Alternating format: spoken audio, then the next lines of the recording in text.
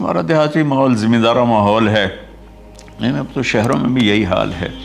جس نے وہ لیول اے لیول کیا ہے اسے کیا پتہ ماں کسے کہتے ہیں، باپ کسے کہتے ہیں۔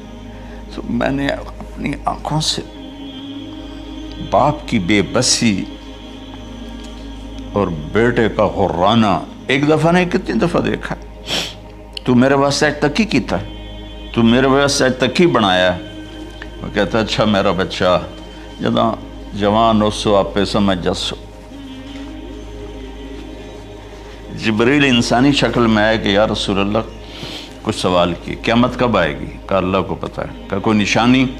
فرمایا جب دیکھو کہ بیٹیاں بھی ماؤں کو نوکر کی طرح دھتکار رہی ہوں تو سمجھنا قیامت آنے والی ہے۔ کچھ عرصہ پہلے ایک بچی اور ماں، تو ماں کچھ بات کر رہی تھی اور بیٹی کہہ رہی تھی بھوک نہیں بھوک نہیں، اور اس کی ماں کے خون سے بھرے ہوئے آنسو بہہ رہے تھے اور اس کی ہچکیاں لگ رہی تھی کہ یہ وہ ہے جس کو میں نے اپنے پیٹ سے جنا اور اپنی چھاتی کا دودھ پلاتے پلاتے پلاتے میں نے کتنی تکلیفیں برداشت کی، اور آج کر یہ بھوک نہیں۔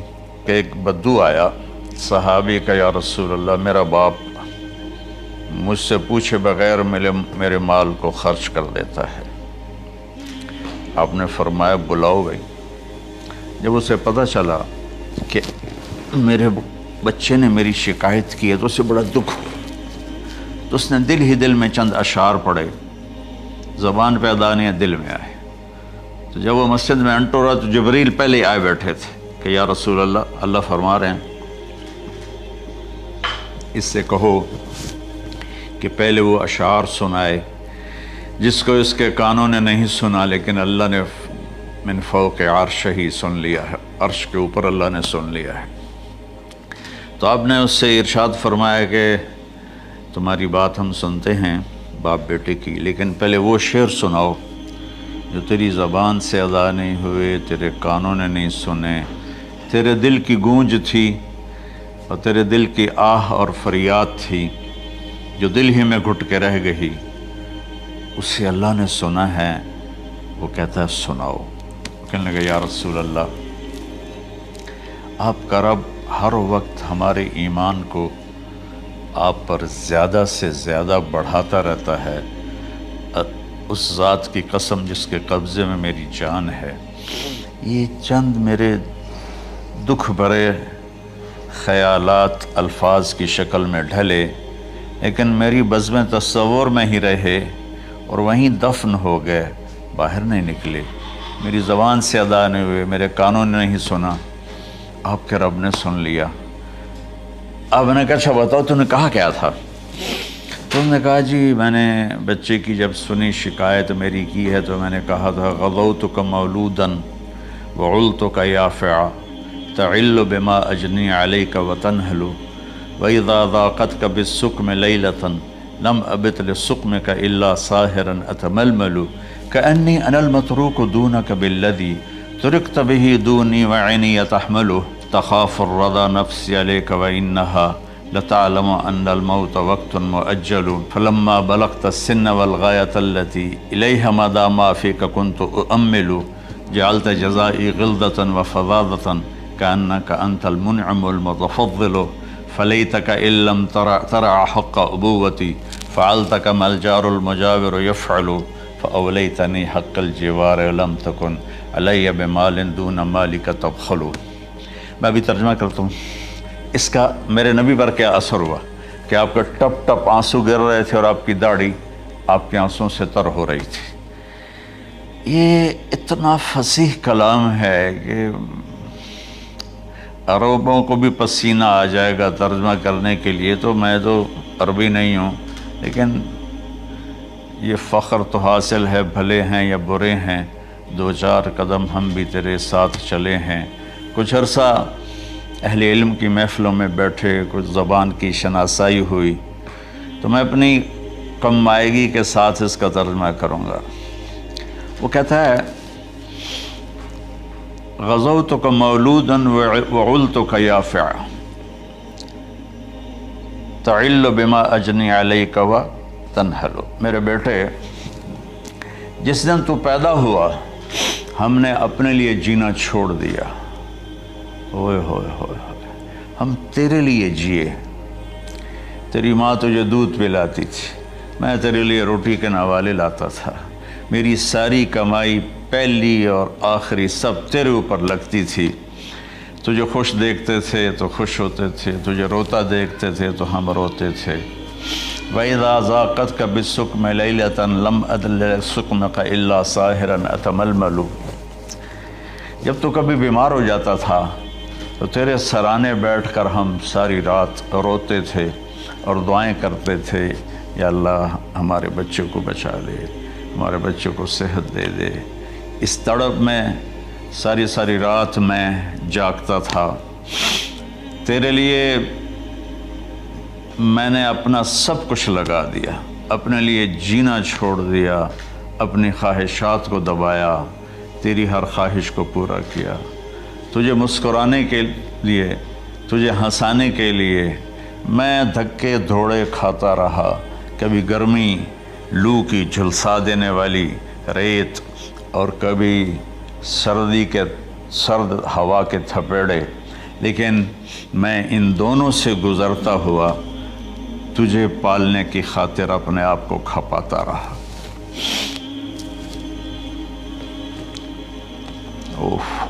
فلما بلغت السن والغایۃ التی الیہ مدی ما فیک کنت اؤمل۔ بیٹا میں نے اپنے ہڈیوں کا رس بھی تیرے اندر ڈال دیا، صرف کمائی نہیں، میں نے اپنے ہڈیوں کا رس تیرے اندر ڈالا، میں نے جو کچھ تھا تیرے اوپر قربان کیا۔ تجھے مسکراتا دیکھ کر میں اپنے غم بھولتا تھا، تجھے ہنستا دیکھ کر مجھے دکھ بھول جاتے تھے، اور پھر آہستہ آہستہ آہستہ میری ہڈیوں کا گودا، میری کمائی تیرے اندر گئی، اور تو ایک خوبصورت درخت کی طرح بڑھتا چلا گیا، بڑھتا چلا گیا، بڑھتا چلا گیا، بڑھتا چلا گیا، اور میری بڑھاپے نے کمر جھکا دی اور میں جھکتا چلا گیا، جھکتا چلا گیا۔ میرا خیال تھا کہ جیسے میں اس کی انگلی پکڑ کے چلتا تھا، اب میری باری ہے، یہ میری انگلی پکڑ کے چلے گا۔ جیسے میں اسے سینے سے لگاتا تھا، پیار کرتا تھا، جھولے جھلاتا تھا، باغ میں لے جاتا تھا، یہ ساری اس کی تعبیرات کے اندر داخل ہیں، الفاظ میں نہیں ہیں۔ تو مجھے خیال آتا تھا جب میں بوڑھا ہو جاؤں گا نا تو میرا بیٹا بھی مجھے ایسے ہی لے کے پھرے گا، میرا بیٹا بھی میری سنے گا۔ یہ 100 دفعہ پوچھتا تھا یہ کیا ہے، اور میں ہر دفعہ جواب دیتا تھا یہ ہے۔ تو اب میں بوڑھاپے میں اس سے بات کروں گا، یہ میری بات سنے گا۔ میں اس کو نوالے کھلاتا تھا، یہ مجھے روٹی کھلائے گا۔ میں اس کا انگلی پکڑ کے چلتا تھا، یہ میرا ہاتھ پکڑ کے چلے گا۔ میری کمر بڑھاپے نے جھکا دی اور میں ایک خشک پیڑ کی طرح ہو گیا، اور جوانی نے تیری کمر کو سیدھا کیا اور تو ایک تر و تازہ درخت بن گیا۔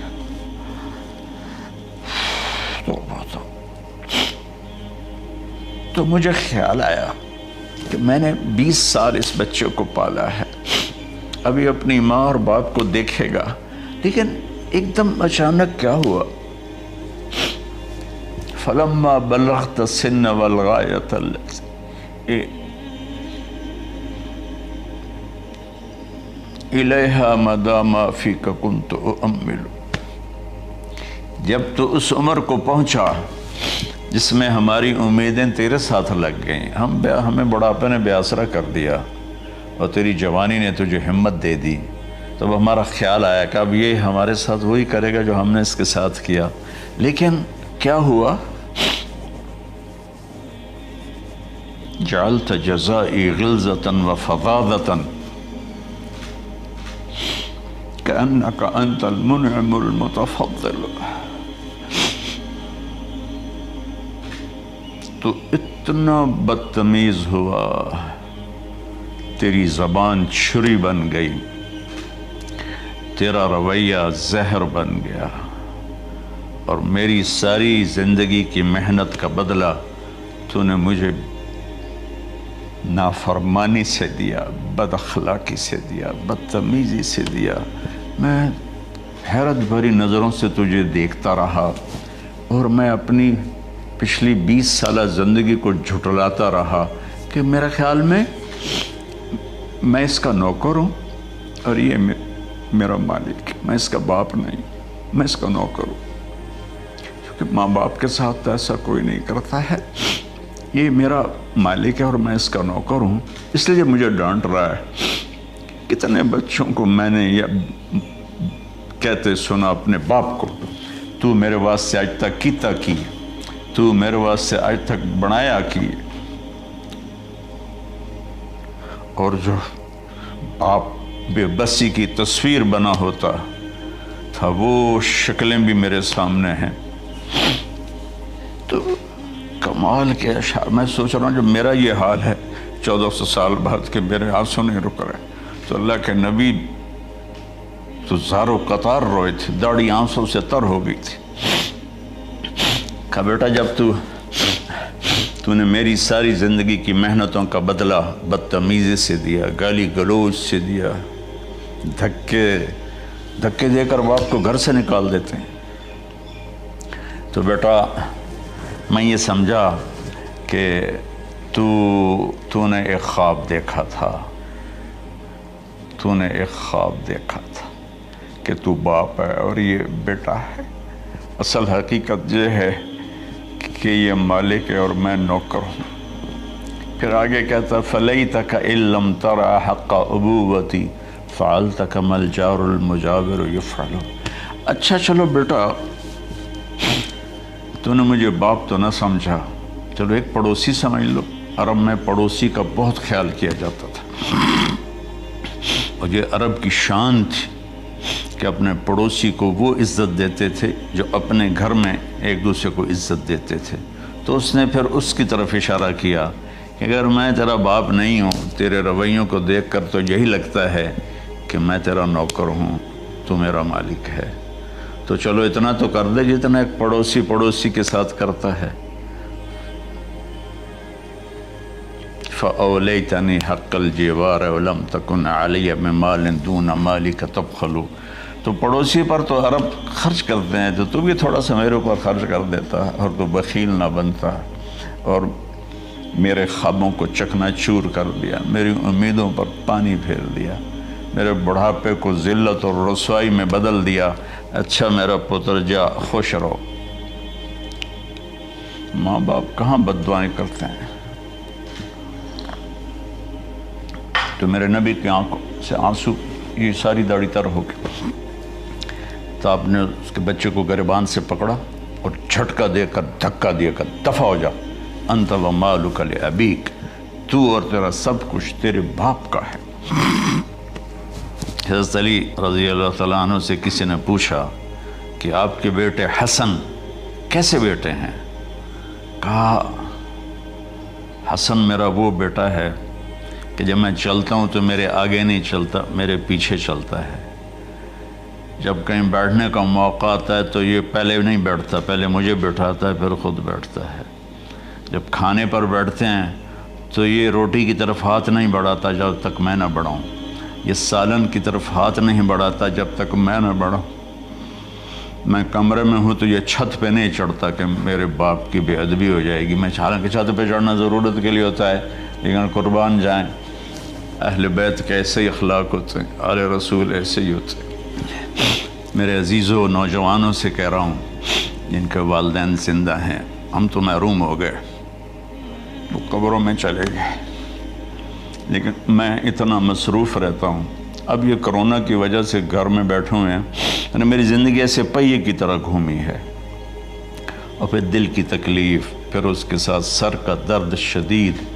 اس کے باوجود میں روزانہ 10 نفل اپنے باپ کے لیے پڑھتا ہوں، 10 نفل اپنی ماں کے لیے پڑھتا ہوں، اور 4 نفل اپنی خالہ کے لیے پڑھتا ہوں، کہ ساری زندگی سجدوں میں سر رکھ کے اس کا ثواب ماں باپ کو پہنچاؤں، تو ماں باپ کا حق ادا نہیں ہو سکتا۔